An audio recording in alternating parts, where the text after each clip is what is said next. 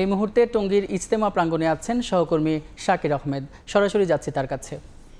শাকির, বিশ্ব ইজতেমাকে সামনে রেখে ইতোমধ্যেই কিন্তু তাবলিগ জামায়াতের সাথী যারা রয়েছেন অর্থাৎ মুসল্লিরা কিন্তু তাদের যে প্রস্তুতি সেটি শেষ পর্যায়ে এসেছেন।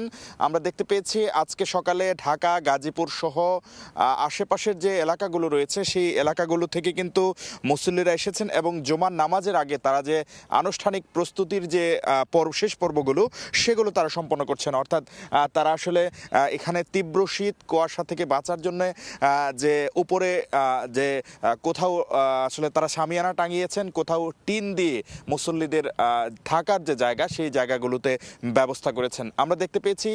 এবং যাদের সঙ্গে কথা বলেছি এখানে আয়োজনের দায়িত্বে যারা আছেন তারা কিন্তু বলছেন যে ৮০%-রও বেশি আয়োজন বা প্রস্তুতি তাদের সম্পন্ন হয়ে গেছে। এখন তারা শেষ মুহূর্তের কাজগুলো করছেন। আমরা সকাল থেকে দেখেছি তারা মাইক টাঙানো, লাইট লাগানো সহ নানা ধরনের যে শেষ প্রস্তুতিমূলক কাজগুলো সেগুলো করছেন।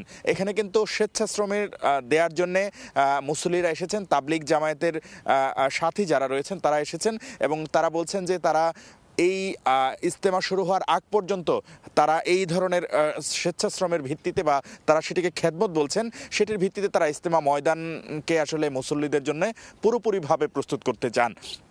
আমরা দেখতে পেয়েছি যে দলে দলে বিভিন্ন জেলা থেকে মানুষজন এই ইজতেমাকে কেন্দ্র করে আসছেন এবং তারা বলছেন তারা যে খেদমতটুকু করছেন বা যে স্বেচ্ছাশ্রমটুকু দিচ্ছেন সেটি তখনই সার্থক হবে যখন মানুষ আসলে ইসলামের যে সুমহান বাণী সেগুলো যখন মানুষের কাছে পৌঁছাবে, মানুষ যখন হেদায়েত পাবে তখনই তাদের এই পরিশ্রম সার্থক হবে। পাশাপাশি তারা বলছেন যে এই স্বেচ্ছাশ্রম বা এই খেদমতের জন্য তারা কোনো ধরনের পারিশ্রমিক নেন না বা কোনো ধরনের আসলে কৃতিত্ব প্রত্যাশা করেন না।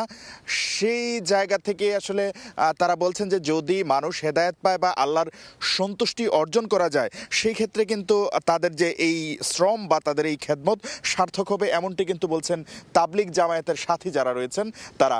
আমরা দেখতে পেয়েছি শেষ মুহূর্তের প্রস্তুতির অংশ হিসাবে এই ইজতেমার ময়দানের যে নিরাপত্তা সেটি নিশ্চিত করার জন্য আইনশৃঙ্খলা বাহিনীর পক্ষ থেকে সিসি ক্যামেরায় পুরো এলাকাটিকে আওতায় আনা হয়েছে। পাশাপাশি আরেকটি বিষয় বলে আমি শেষ করতে চাই, সেটি হচ্ছে যে এই তুরাগ নদের যে দুপাশের যে যাতায়াত ব্যবস্থা রয়েছে সেটিকে নির্বিঘ্ন করতে নদীতে কিন্তু অস্থায়ী পন্টুন বসানোর কাজও কিন্তু ইতোমধ্যে এগিয়ে চলছে।